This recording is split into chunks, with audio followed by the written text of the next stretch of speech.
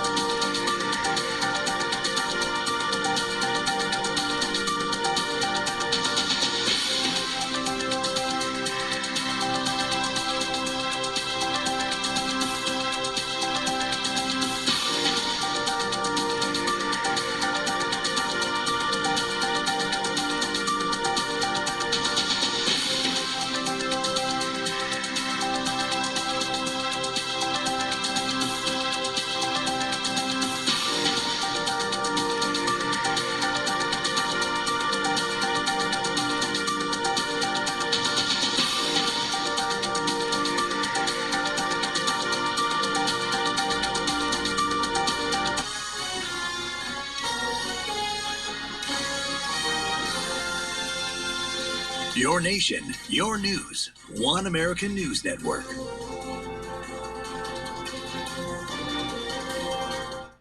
Next on the Daily Ledger, Border Truth. We're at the southernmost tip of Southern California with the Border Patrol for a dose of illegal immigration reality. Basically, what we learned from the prototypes that we had here, combined that with about 2, almost 3 decades of experience on the border. We're upgrading this. It'll be a 30-foot high bollard that's reinforced internally with additional materials and a sensor system. It's going to tremendously help us in this area. We will talk with the San Diego border chief about building the wall. Also, for Angel parents, border security is very, very important. Ms. Pelosi, please. We are here pouring our hearts out here. This is nothing manufactured. Our lives have been destroyed by something that's totally preventable.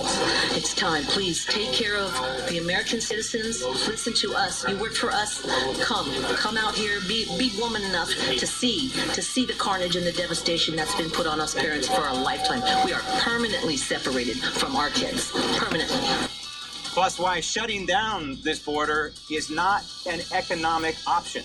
As far as San Ysidro is concerned, 97% of our customers are coming from Mexico. So we're absolutely intertwined. As Chamber of Commerce, I'm often promoting businesses in Baja California as much as our own.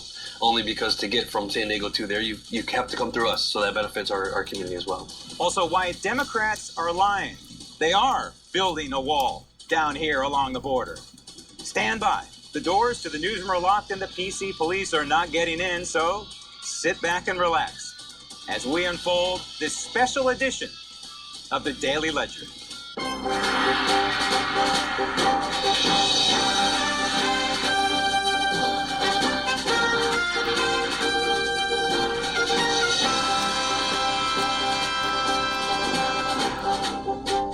Hello, everyone. I'm Graham Ledger, and welcome to the Daily Ledger at the border. Our cover story, Building the Wall. Yes, they are building the wall right now as we speak. This is old secondary fencing. Primary fencing is right behind it. I'm standing in the southernmost tip of San Diego County. Over my shoulder is Mexico. And if you look at the apprehension numbers coming in so far in 2019, it is crystal clear that there is an urgent need to secure this border with a wall of some kind. The assault on our southern border is quickly becoming more than just a crisis. The ongoing onslaught by illegals breaching our sovereign border is tantamount to an act of war. Here are the latest stunning numbers. January 2019, a sudden surge of 22,000 more apprehensions of illegal immigrants versus last year, January 2018. According to U.S. Customs and Border Protection, the year-over-year increase was 84%, up from 26,000 in January 2018 to nearly 48,000 this January. The Border Patrol is catching roughly 1,900 illegals each day. At the current rate, U.S. Customs and Border Protection will apprehend at least 700,000 illegals during the calendar year 2019. However, that number could easily swell to more than 1 million The system is clearly being overwhelmed. According to Princeton Policy Advisors, which studies immigration data and makes predictions on future potential border crossings, the January surge shows that the so-called Trump effect is fading. The Trump effect is defined as the initial reaction to the election of the pro-strong border security 45th president, which resulted in a slowdown in apprehensions in 2017. However, as soon as these would-be illegals saw an inactive and ineffective Congress, they began to make a beeline for our border. But the worst may be yet to come. The early 2019 surge suggests that even more illegal immigrants could be heading to the border later this year, as word continues to spread that Congress is refusing to close loopholes in existing immigration law. This as Team Trump works tirelessly to stop both garden variety illegals and so-called asylum seekers who are not actual refugees. These so-called asylum seekers are nothing more than foreign invaders and opportunists who, by attacking our border, are effectively waging war on our civil society. Bottom line, fasten your immigration seatbelts. 2019 could be a bumpy ride along the southwest border. So if those numbers continue, 2019 is going to be a very, very busy year for the Border Patrol up and down the southwest border. And joining me now is the Sector Chief, the San Diego Sector Chief of the United States Border Patrol, Rodney Scott. Chief, we're standing next to what is the secondary wall here, right? Correct. But this is shortly going to be replaced with a new and improved secondary wall that's going to look a lot like the primary wall, right?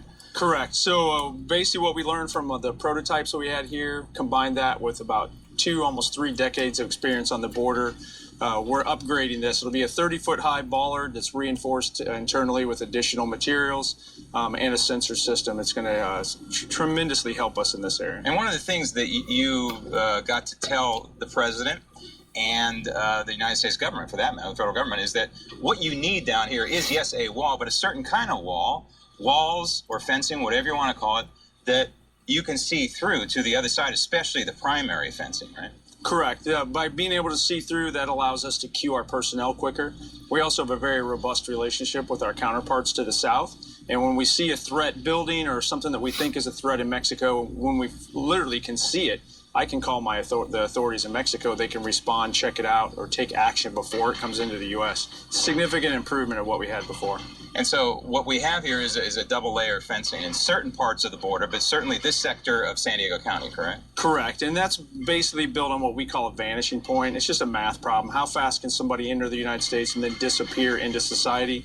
When you have 2 metropolitan areas like San Diego and Tijuana, we need to increase the amount of time our agents can respond.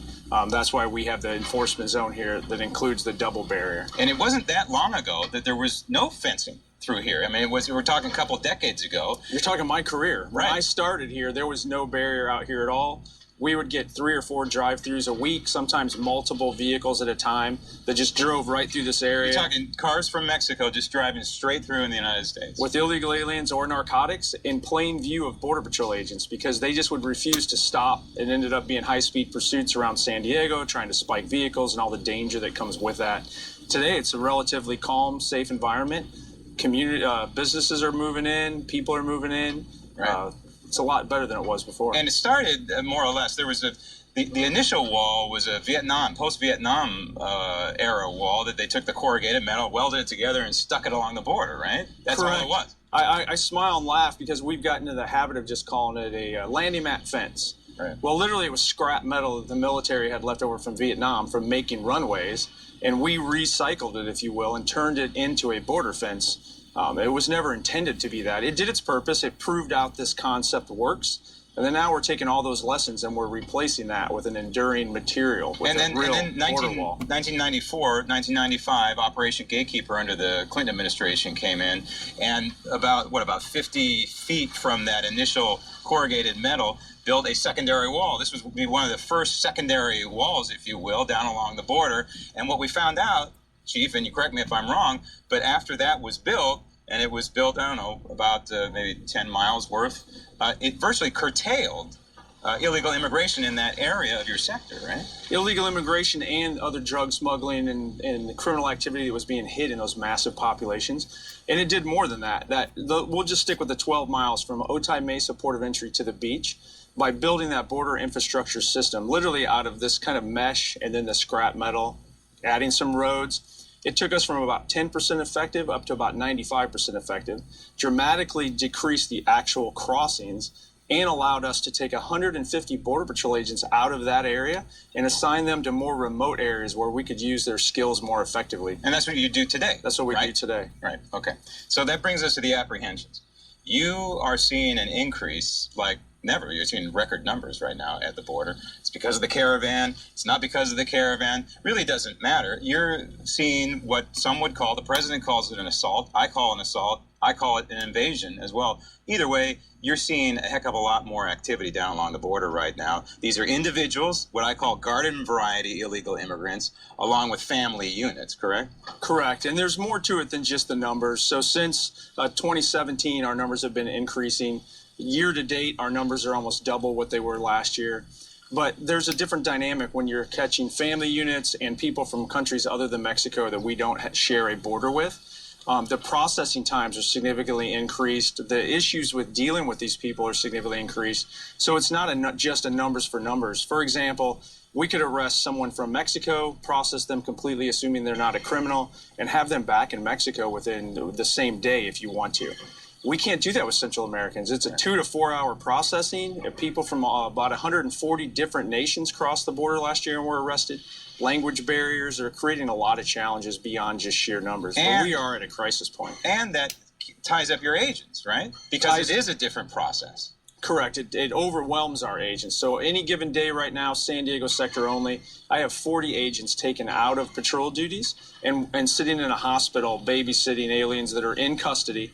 But they need treatment for some reason or another. And so the wall is a tool, right? It's a tool in your Border Patrol toolbox. It's not the only tool you want. You need help from the United States Congress. The President of the United States cannot unilaterally make law, cannot close loopholes in laws that these Central Americans are taking advantage of. That would help, would it not, for the Congress to cooperate here? Correct. That is a big piece of this. So there's never a silver bullet. It all goes together. We definitely need the infrastructure to be able to secure the border. But what's happening today is the Central Americans, the family unit increase, is a direct result of policy and court decisions in the United States that if you cross the border with a child, you are guaranteed to be released in 21 days. We cannot detain you for over 20 days. There's no court proceeding that can be completed in that amount of time. Right. And they know that. And that, like anything, the word gets spread very, very quickly. And the massive influx of family units, first time ever outnumber just single adults that we're arresting crossing the border, is directly associated, if you look at time and date, with the court decisions and with the Flores settlement agreements that all but guarantee these people will be released into society with a court date a year or two down the road and an ankle bracelet in many occasions. But they just cut the ankle bracelet off and they disappear into society. Are you optimistic at all? I mean, we have a pro-secure border president. He's trying to get this border secure. We have a Congress who doesn't seem to think that there is a problem down here, doesn't seem to think there is a crisis, doesn't seem to think there is an emergency. Are you optimistic at all that all the pieces are going to come together? In 1994, I sat in a muster room, and we called it a muster where you start your shift in Imperial Beach Station, and was told by my upper management that we were going to reestablish law and order in San Diego. And I looked left and right at the chaos that I was dealing with every day and thought there's no way this could possibly happen. When you look behind me today, we did it here. So yes, I'm optimistic. We have challenges, but getting out and sharing our message, anybody that really takes time to come down to the border, take off the political labels for a few minutes and learn what we've done here and how it dramatically helped the economy in San Diego, how it helped the economy in Tijuana, we can win them over. So yes, I have to be optimistic or I couldn't keep doing this job. I love it. We have a lot more to go along the border. We have a lot more to come in this program. Can you stand by? I want to meet you at another location down by the primary fencing. Yeah, there's a couple of other things I'd like to show you today. All right. Definitely. Okay. Thank you. Thank you. Coming up next, for Angel parents, securing the border is personal as the Daily Ledger at the border continues.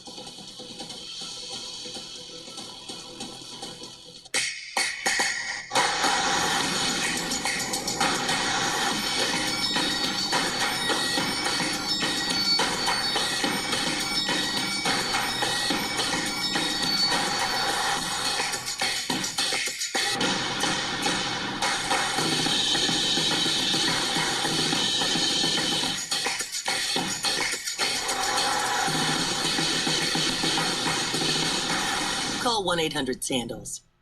Tonight's tipping points. President Trump may have walked away from the negotiating table, but he's not done dealing with North Korea. Then the infighting in the Democrat Party continues, but this time, some members are looking to hold their colleagues accountable. Plus, Michael Cohen lied to Congress. Again, we'll show you the proof. And CNN is caught once again hurting the presidential ambitions of Vermont Senator Bernie Sanders. I'm Alex Salvi, in for Liz Wheeler. Join me on Tipping Point tonight at 9 p.m. Eastern.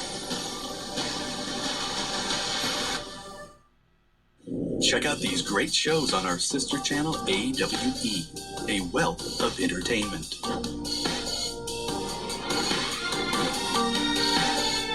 Tune in to AWE tonight.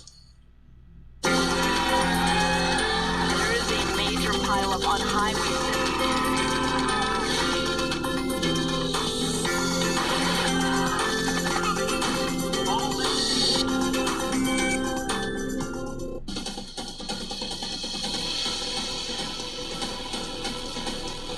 The fact that she offered $1 for the border wall is a total insult. Our children's lives are worth more than $1. They're worth more than the $1.3 billion that's being offered for the defense.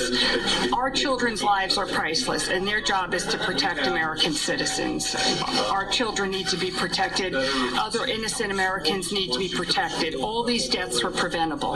This is my only child. This was before, and this is after. This is what I got to say goodbye to and touch him for the last time. His dead, cold, bruised hands. I wear his ashes around my neck, and I want Mrs. Pelosi, come on out, look me in the face, and look at the ashes and look at the after picture, and then tell me that that's worth $1. Page 2 now, angel parents. Now, these are U.S. citizens who have lost loved ones at the hands of illegal immigrants. It is really a double tragedy. Why? Because, of course, they have lost their loved ones, number one. Loved ones that should still be alive were it not for a porous border and an inactive Congress, a Congress that refuses to do its fundamental job. Joining me now is angel parent Melanie Courtling. Melanie, thank you for being here. It's a tragedy that you're here to talk about this. I'm unhappy that you're here to talk about this. I'm thankful that you're here to highlight the problem.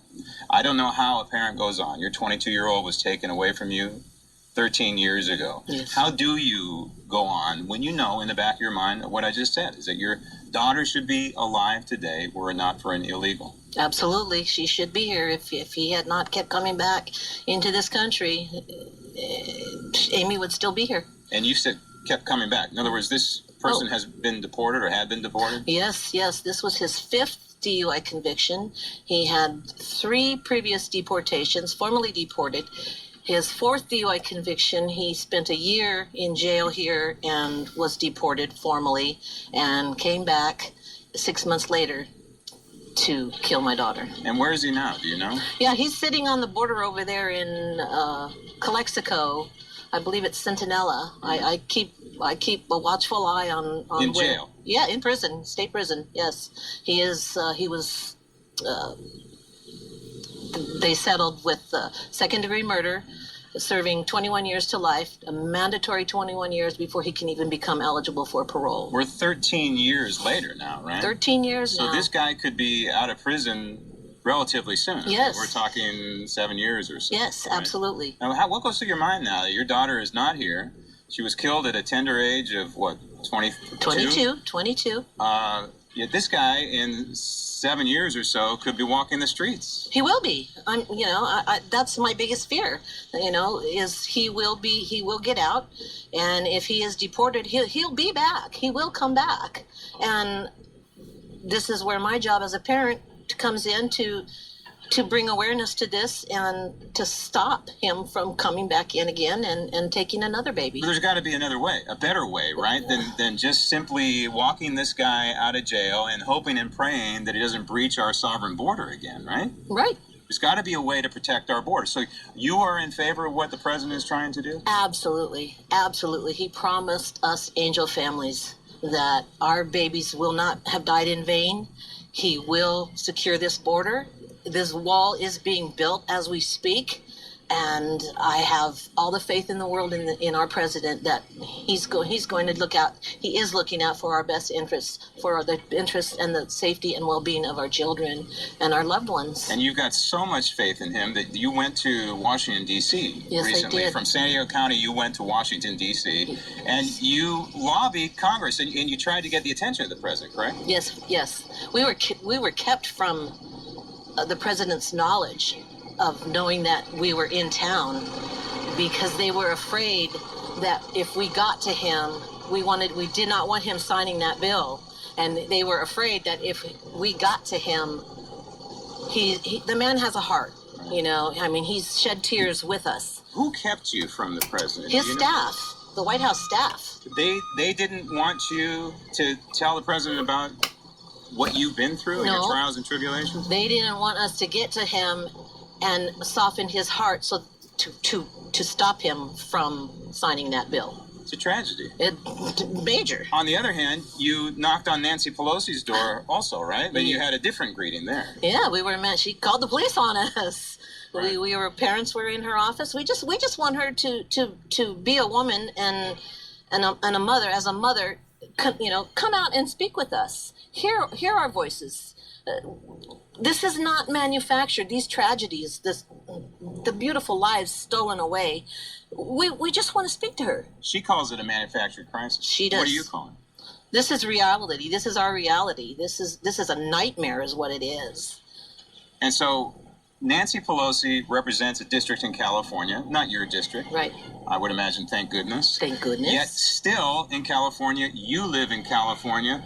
What's it like living in California and knowing that you almost are working with the enemy, if you will? You have a woman like Nancy Pelosi, and the majority, the representatives in California now, are Democrats that walk lock, stock, and barrel behind Nancy Pelosi. They're against securing this border. How do you survive in California knowing all that? I am a native San Diegan, born and raised here.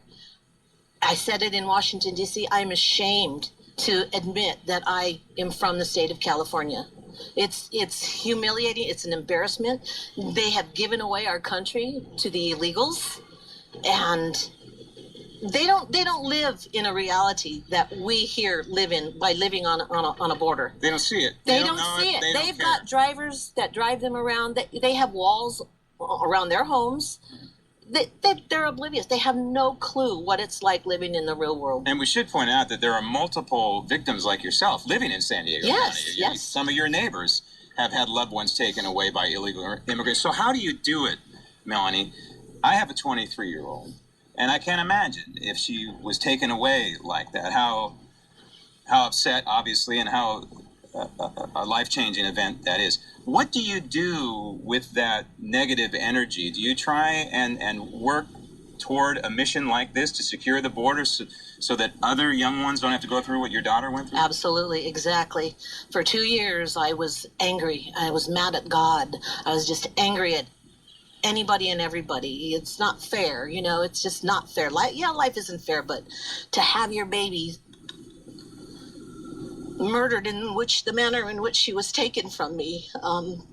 No parent, nobody should have to live this way. I promised my baby when she was laying in that coffin that I will never let her story be forgotten, and I will fight till my last breath to ensure no other parent has to go through this. And this is what keeps me going now. Your angel, Amy. My angel Amy. Melanie, thank you for sharing your story. Thank you so much. It's tragic. I don't wish this on anybody, and that's my mission now. My goal is to see to it that we get this border secured. We know who's coming into our country, and let's take care of America first. Well, I don't know how you do it, but God bless you for staying strong. Thank you so much. Thank you so much, Graham. Thank you. Coming up next, we go on patrol with the agents who put their lives on the line to protect us as the Daily Ledger at the border continues.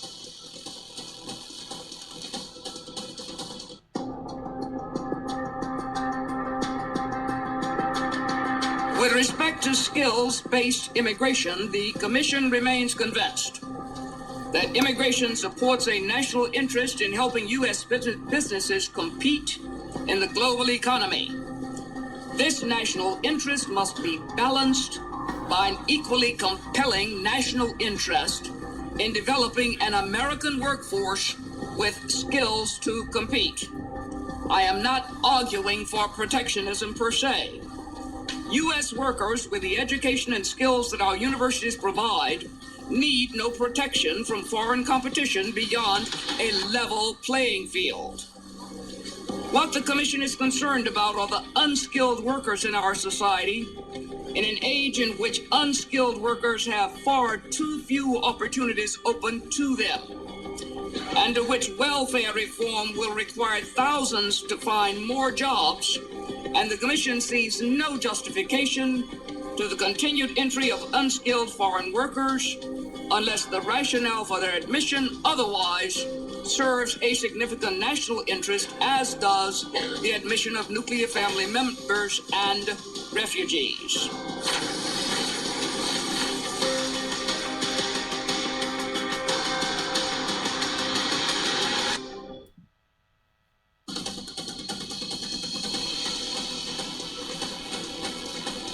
Page 3 now, patrolling this border. It is a thankless and it is a dangerous job, but men and women put their lives on the line every day to keep us safe by patrolling this border. So what is it like to be an agent on patrol along a dangerous stretch of border like this? Joining me now is producer for One America News and for the Daily Ledger, Eddie McCoven. Eddie, you went, well, right along, as we call it, with these folks, get a taste of what it's like for the agents along the border. Well, that's right, Graham. I did spend some time with our men and women in uniform here at the southern border. It's a tough job, especially with the rise in apprehensions. We've had over 18,000 apprehensions so far. That accounts to about 150 apprehensions on average a day. Border Patrol agents in San Diego, California say unlawful entries into their sector of the U.S.-Mexico border are on the rise. Given the current pace, we could see around 55 to 56,000 apprehensions.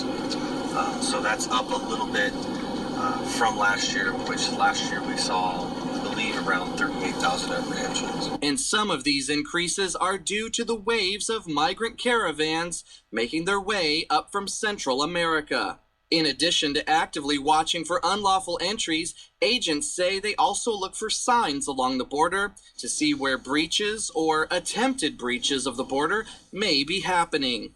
This includes looking for razor wire that has been pushed down, or in this case, has carpet put over it. Agents also look for spots in the primary or secondary fencing which may have been cut through, like these sections, which have been patched up. Agents also keep an eye on areas of the border which currently do not have a barrier in place. This area is a remote area, but it's a focus as well. But in this area, you can use other technology, sensors, cameras, and agents and patrolling to help enforce the area. And while our cameras were rolling, we witnessed migrants make an unlawful entry through the mountainous terrain and then surrender themselves to agents. They'll be put under arrest, taken back to the station, cared for appropriately, and the process will start. One of the migrants then displayed symptoms of heat exhaustion and was offered medical assistance by agents. Every single Border Patrol agent is a first responder. We do have additional agents who are trained as EMTs, paramedics, along that line. That becomes difficult at times, but it's a challenge that's met every single day by Border Patrol agents here in San Diego sector. And as agents on the front line will tell you, their job is difficult, but important. We hope people see that our job is dynamic. It's an important job. It's a difficult job. From anything working nights and weekends and holidays, shift work, encountering violence at times, but also being aware of our surrounding and being able to jump in and help people who are in need, no matter where they're from. And with nearly 25,000 apprehensions here in the San Diego sector so far this year, it is indeed a tough and thankless job. Graham? Interesting that you, on this patrol, and you didn't script it. You can't script running into a illegal family like this, No. but that's exactly what happened. What do we know about this one in particular? Well, there was 6 people in this family group. There was 3 children, and they were literally, just as we saw, they walked right across where there is no border barrier, and then they didn't put up a fight. They didn't run. They just came right to the agents and surrendered themselves. From what I could understand, they are from Honduras. One of the men, of course, did not look very well. Those people were traveling a long way. And, of course, there was some medical assistance offered by the agents who responded. And they know. The word has gotten out. These people know that if they walk up to one of the border agents and they say the magic word, they're from Honduras and they are seeking asylum in whatever kind of broken English or probably even in Spanish. They know effectively the agents then change from a Border Patrol agent to a welcome person to the United States, because they know that they have to be processed a certain way, very different from the garden variety illegal immigrant. And what's important here, though, is that these agents don't know who they're running into. These could be MS-13 gang members. They could be people from Honduras. They could be drug runners. They could be terrorists. And these agents put their lives on the line every day, not knowing who and what they're going to encounter. Well, that's right, Graham.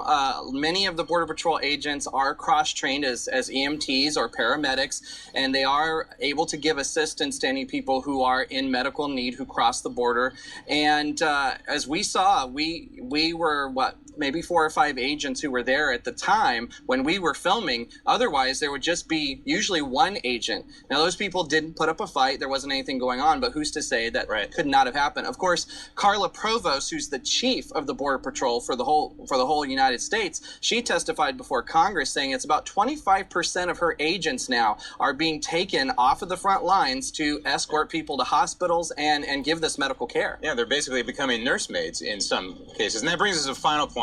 And that is, okay, this is the one that was caught. And this is a different case than, the garden variety illegal immigrant. This is someone who actually wants to be apprehended by the Border Patrol because they know our law is, hey, they have to be processed a certain way. But the question is, how many the Border Patrol don't catch? And so the estimate is that somewhere in the neighborhood, the Border Patrol catches around 55% of all of those who are trying to violate our sovereignty, which means that 45% are not being caught. And those are staggering numbers. That's right, Graham. Nationwide, Border Patrol agents tell me that since October 1st, it's 260,000 apprehensions, and that is up 100%. Again, those are the ones that they caught. For everyone that they caught, there's quite a few more who will probably get successfully into the country. As you said, 45%. The more we get of illegal crossings, the less likely it can be that agents apprehend them, because those numbers are just continuing to grow. And again, the reason is the word is out, whether it's in Central America or in Mexico or wherever, that the system is being overwhelmed. The agents just can't be in every spot they need to be in. If they flood the zone, if they flood the border, X amount are going to get through, and this is only going to get worse unless Congress gets its act together. Eddie, thank you. Coming up next, why Donald Trump will forever be remembered as the border president, as the Daily Ledger at the border continues.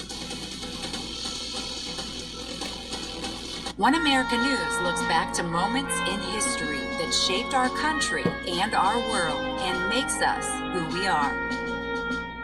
You're tired, you're hungry, you're poor, the wretched refuse of your teeming shore. I lift my lamp beside the golden door. New York's Ellis Island opened its doors on December 31st, 1890. But as the numbers of immigrants rose in the following decades, particularly as Northern Europeans were replaced by Italians, Greeks, Poles, and Russian Jews, restrictions were drawn up to bar undesirables. Ellis Island detained 20 million immigrants for investigation. Families were frequently separated by bureaucratic errors. Difficult surnames were abbreviated and made unrecognizable. The buildings that stand today were built in 1897 and are now a museum.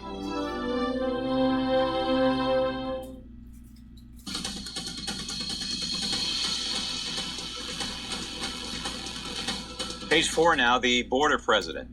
No president in the history of the White House has tried to secure this southern border like Donald Trump, the 45th president of the United States. It's not just a campaign pledge that he would like to fulfill.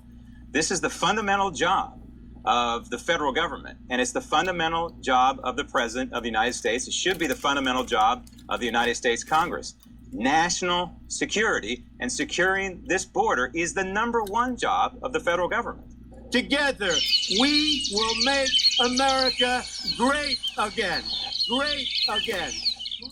We have just built this powerful wall in New Mexico, completed on January 30, 2019, 47 days ahead of schedule, many miles more now under construction. And this is what happens, in my opinion, when the private sector meets the public sector. And the private sector would be Donald Trump. Here's a guy who's made his career about building things. He can build a wall, he can do it under budget, and he can do it on time, if not before and ahead of schedule. Next tweet from President Trump reads, drug trafficking at our southern border has exploded. CBP seized nearly 5x as much methamphetamine in 2018 that it did in 2012. The crisis at the border is impacting nearly every community in America, and that's really what this is all about.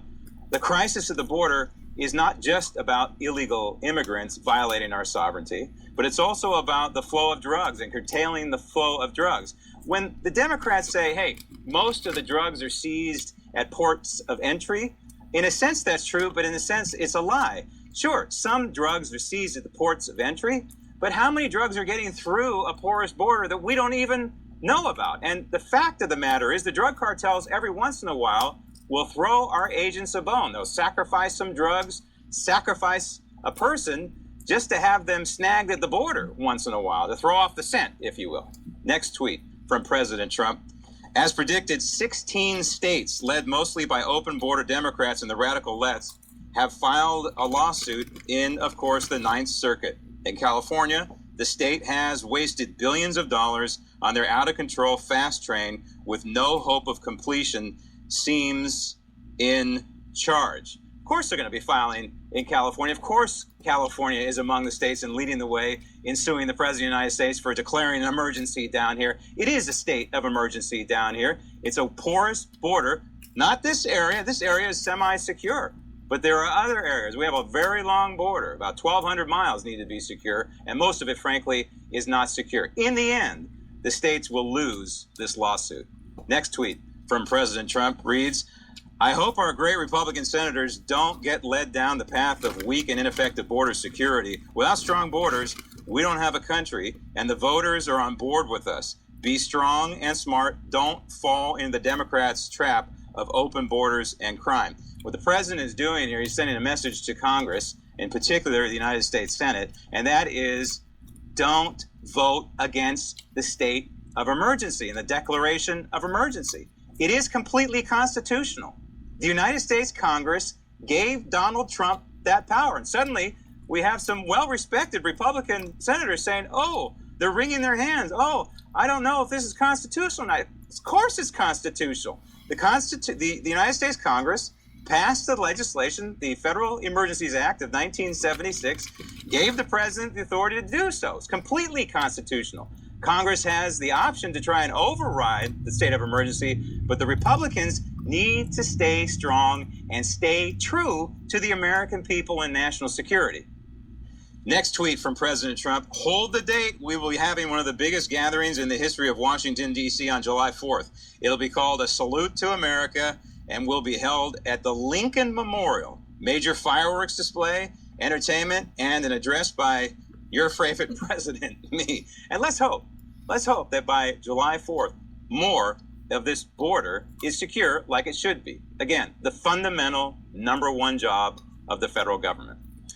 Coming up next, why shutting down this border is not an economic option, as the Daily Ledger at the border continues. Hi, this is Ed Rollins. President Trump is under vicious attack from the left and the biased mainstream media.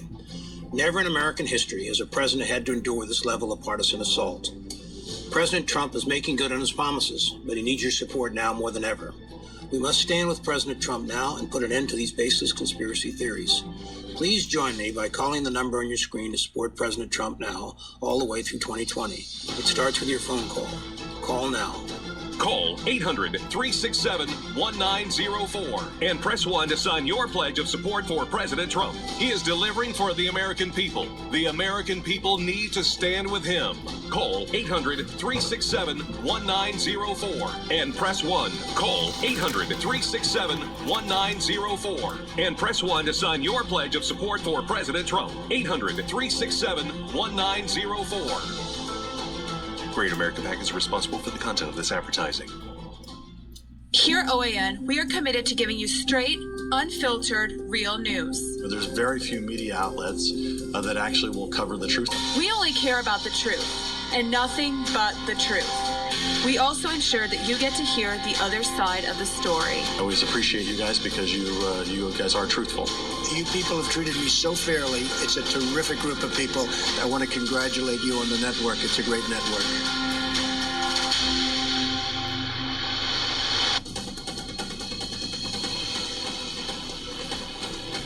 Page 5 now, the economics of lawful border commerce. A couple of miles from here is the San Isidro port of entry. It has become the busiest land crossing in the free world. Some 36 million people pass through it each year. And it has created a synergistic bi-national economic relationship. South of San Diego, the San Isidro port of entry is the busiest land border crossing in the Western Hemisphere. Some 100,000 people legally pass north through the San Isidro crossing each day. 75,000 do so in cars. Another 25,000 travel by foot across the border. And it is all done completely lawfully and orderly.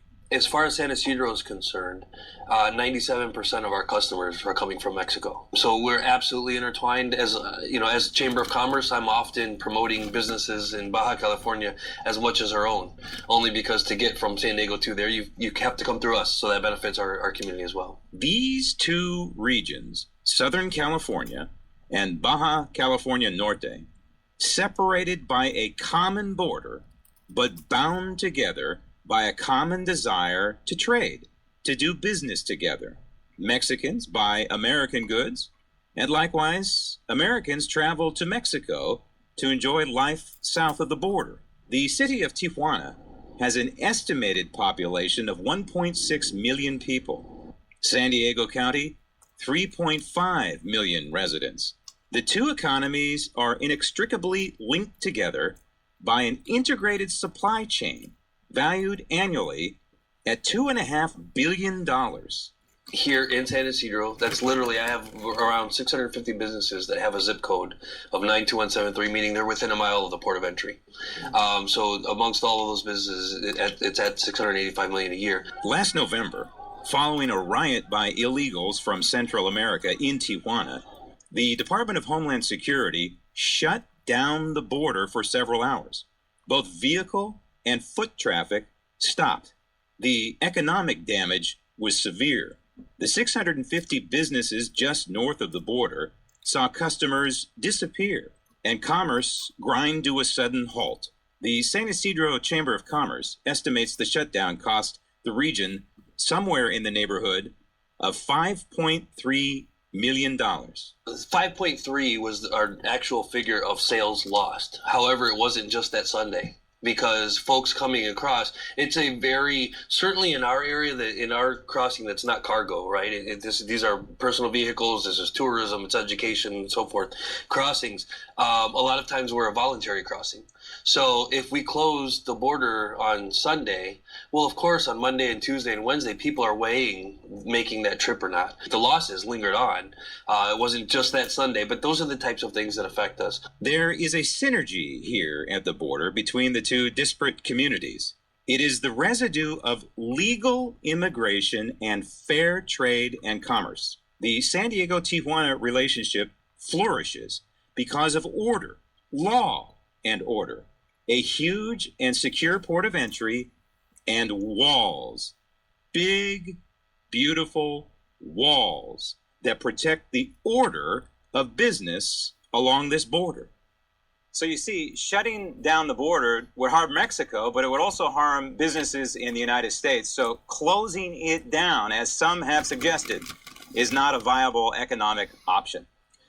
Coming up next, we go to the primary border fencing where old wall meets new as the Daily Ledger at the border continues. Tonight's tipping points. President Trump may have walked away from the negotiating table, but he's not done dealing with North Korea. Then the infighting in the Democrat Party continues, but this time, some members are looking to hold their colleagues accountable. Plus, Michael Cohen lied to Congress. Again, we'll show you the proof. And CNN is caught once again hurting the presidential ambitions of Vermont Senator Bernie Sanders. I'm Alex Salvi in for Liz Wheeler. Join me on Tipping Point tonight at 9 p.m. Eastern.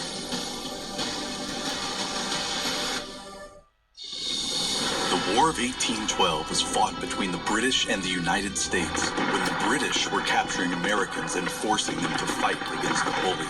Though one of the most exciting battles was fought after the war had officially ended. In an attempt to separate Louisiana from the United States, the British marched against New Orleans on January 8, 1815. Under the command of U.S. General Andrew Jackson, soldiers, militiamen, and pirates defended New Orleans. Jackson commanded his soldiers to widen and deepen the Rodriguez Canal and use the excess earth to build a wall to block British advances. This gave them the higher ground, increasing their chances of success. As dawn broke, the British began their assault, but the Americans were too heavily fortified, stopping the enemy and fatally wounding the British general. Within an hour, the battle was over. Due to the amount of time taken to spread word from Europe to the United States, neither side was informed that the war had ended on December 24, 1814, under the Treaty of Ghent. Andrew Jackson became a national hero that day, proving that against all odds, the United States would prevail.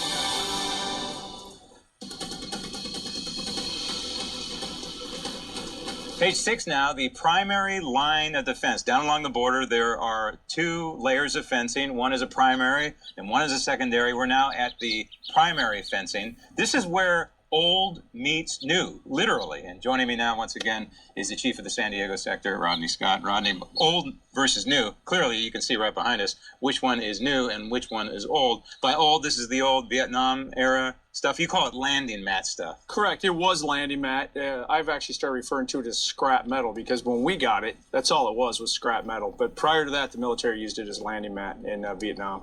And this is a certain section of Tijuana you can see over our shoulder. On the other side of this fencing here, it's a very poor section of Tijuana. And during the height of the Caravan invasion, I call it, this was a very active area. Correct. On November 25th, when we saw the big clash between my agents and the Caravan members rocking and assaulting our agents, a lot of it did happen right here for this exact reason. They approached the border, couldn't get through the port of entry, and then they kind of split both east and west. And then they found sections like this where the old fencing was in place where they could easily get up and climb over it. Right. Clearly, the new border barrier, you don't climb over this very easily. Right. And so you added the concertina wire? Correct. We did some of this in preparation as much as we could once we realized that Caravan was approaching. It got here a lot quicker than we thought it would because of some of the coordination that took place down in Mexico. So this area right here did not have concertina wire. On the 25th when we had that clash, we added it immediately after. And so the idea is to replace the old stuff with the new stuff. This is Border Patrol approved kind of primary fencing, correct? Correct. This is the design that we like. What I say by that is I can see through this. Mm-hmm. It's a solid steel on the outside, but it's hardened with different materials depending on what the threat we face it in that specific area. On the inside, it's kind of a cost savings measure. It has an anti-climb plate at the top that even if you shimmy up one of these bollards, once you get to the top, you're going to need a rope or a ladder or something to get over that. Slows people down tremendously. But now, you can see here, if there were 30 people behind this, 100 people, I wouldn't be able to see them.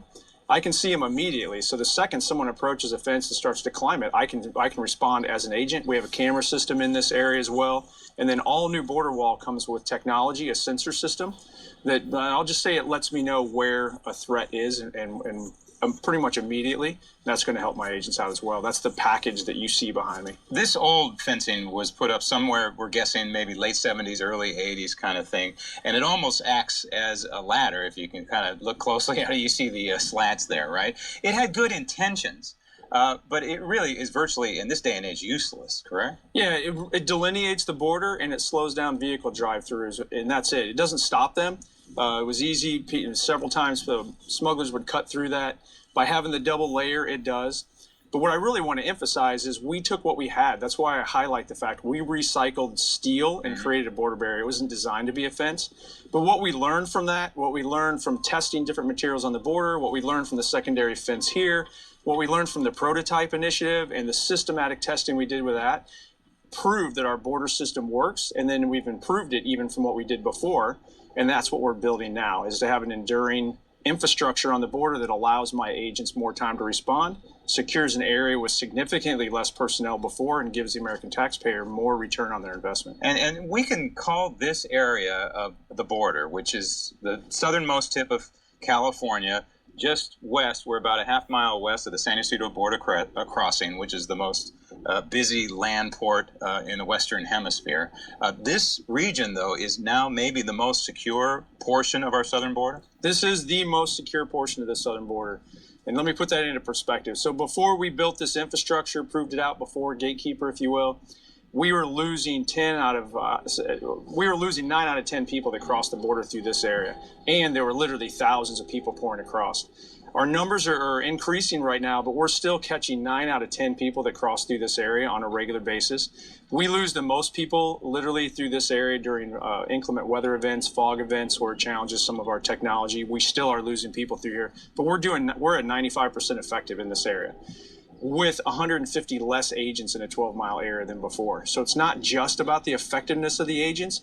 It's literally about taking that human resource and being able to assign it to more remote areas, other areas, task forces, and other threats as well. It's a combination. In other words, the wall or fencing, the double layer is another tool in your arsenal. You also have lights in this area here. You have motion detectors, I imagine. You don't want to give away all the secrets, but there is a whole arsenal that secures this area here. Yet there's the great portion of our southern border is not secure. There's X amount that has this stuff, and then there's X amount that has none. You've worked now in the San Diego sector. You've worked in the El Centro sector. You've worked in Arizona as well. You know about the sector in Texas. If you could wave a magic wand and put this stuff all the way across the border, in your mind, would that secure finally our southern flank? It's still a mix. So that would make a huge investment in the security of this nation. But it is, like you mentioned a minute ago, a package deal. We need some congressional changes to fill some loopholes right now that have resulted in these massive numbers of family units and unaccompanied minors coming to our border. If you can walk up to the border and come in and then be guaranteed by any means and be guaranteed to be released in 20 days, there's really nothing we can do on the border that's going to shut off that draw. They're constantly going to find a way in. However, people forget that there's many more threats on the border than just immigration. We're also catching narcotics. Border Patrol's job is to stop anybody and everything from crossing the border. And think about this infrastructure, if you will, as a way to modernize or add innovation or even technology. It's the same as manufacturing. The minute you add automated processes, it increases the effectiveness of the human being, which is our most expensive asset. So anywhere you put this infrastructure, that's going to allow me to use the agents in a much bigger, broader area and have a long-term investment and return on investment to the public. That's the math problem. Could we install this everywhere? Yes, we have a potential plan to do that. But every year we reevaluate the threats we're facing, the money that Congress has appropriated with us, and then we prioritize the placements of infrastructure based on that. Must be frustrating to watch what happens in D.C. sometimes. I know you don't want to get political and you try and stay out of politics, but it must be frustrating to see and hear some of the politicians come out and say, there is no crisis at the border. It's not a porous border. We actually have apprehensions going down, which we know that is not true. They may be looking at older numbers right after Donald Trump was elected because the potential illegals knew that you suddenly had a secure, strong, secure border president. But the bottom line is that it's got to be extremely frustrating in your job to hear some mis and disinformation about what's actually going on down here along the border. So I've been doing this for almost 27 years now. I've seen progress on the southwest border, securing this section of border that I never thought possible. I've watched areas that were complete wasteland, even the hills behind me and just to our north, that literally were run over with crime nonstop. Housing developments are now being built because of this border security. Shopping mall right over this hill brings in tens of millions of dollars of taxes and jobs to this community that was not here before. That's what gets frustrating to me, is that story doesn't get told. Border security isn't anti-anybody or anything. It's pro-law and order. And around the world, when you have a safe environment, a safe community, businesses and people thrive. That's what this is about. So when the message is skewed to anything other than that, it can get a little frustrating. And the bottom line is, every country needs to protect its borders. Part of the national security puzzle that a federal government should be tackling. Just like your home, and that's all we ask, is that when you come into the United States, you come through our front door. That's the ports of entry. Just like every person that watches your show probably expects their guests to come to the front door. Border Patrol's job is simply to make sure nobody enters the country anywhere other than the front door. It's just a common courtesy. You would think, and you would think Nancy Pelosi and Chuck Schumer would understand that, but I'll leave that to you. Thanks, Rodney. Appreciate the tour.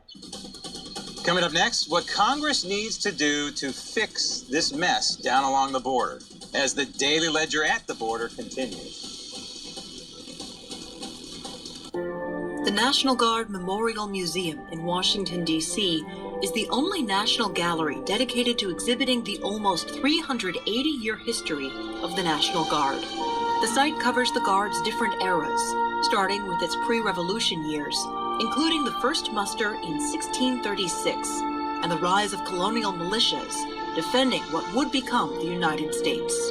Military gear featured in the Coming of Age gallery illustrates the force's modernization during World War I, when the Guard saw its first complete mobilization. The World War II era gallery chronicles the deployment of Guardsmen in the D-Day invasion and the liberation of Nazi concentration camps. The newly renovated 9/11 era gallery examines how the Guard has evolved from a strategic reserve to fully operational force that our country and many nations around the world still rely upon today. This is your history, your news.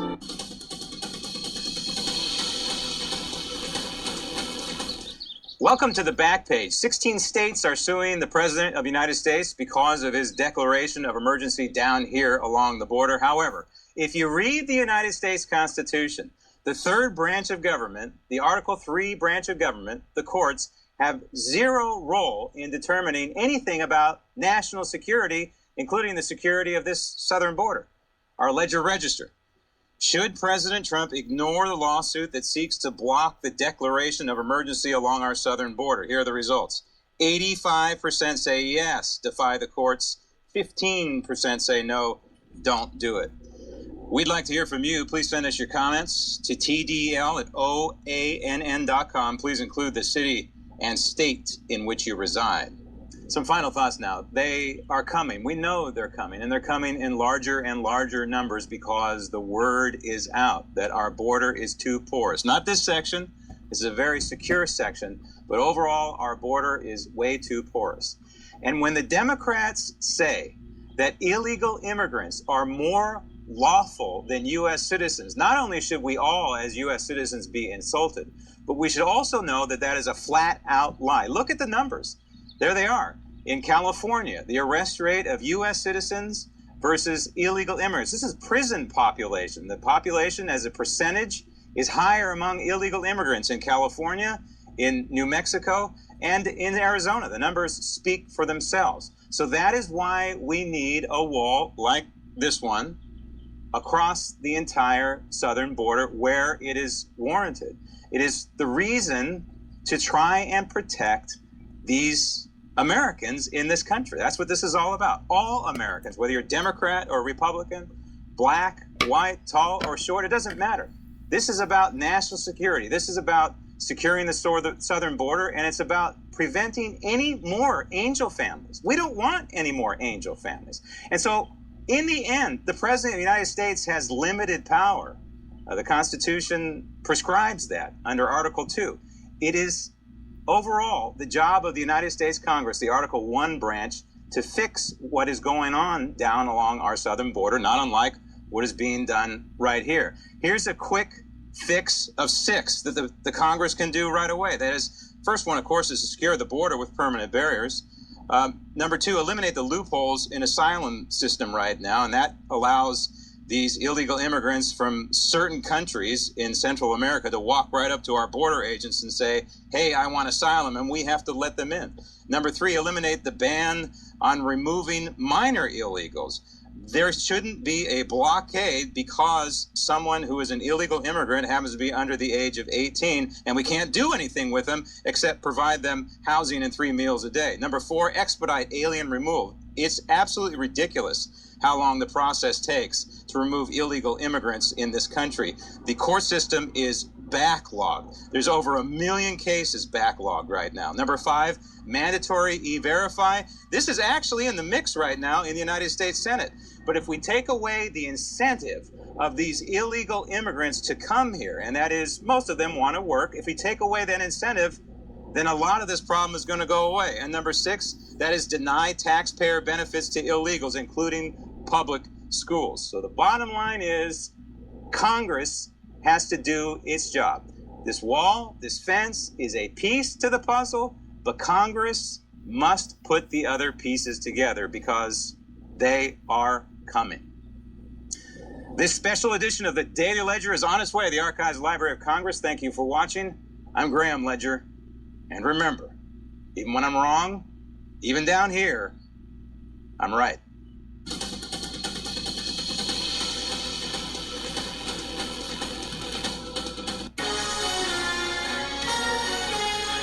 Your nation, your news. One American News Network. Good evening and welcome. I'm your host, Alex Salvi, filling in for Liz Wheeler. And tonight, on Tipping Point, President Trump may have walked away from the negotiating table, but he's not done dealing with North Korea. And the infighting in the Democrat Party continues, but this time, some members are looking to hold their colleagues accountable. Was Michael Cohen lied to Congress? Again, we'll show you the proof. Then CNN is caught once again hurting the presidential ambitions of Vermont Senator Bernie Sanders. All that and more tonight on Tipping Point.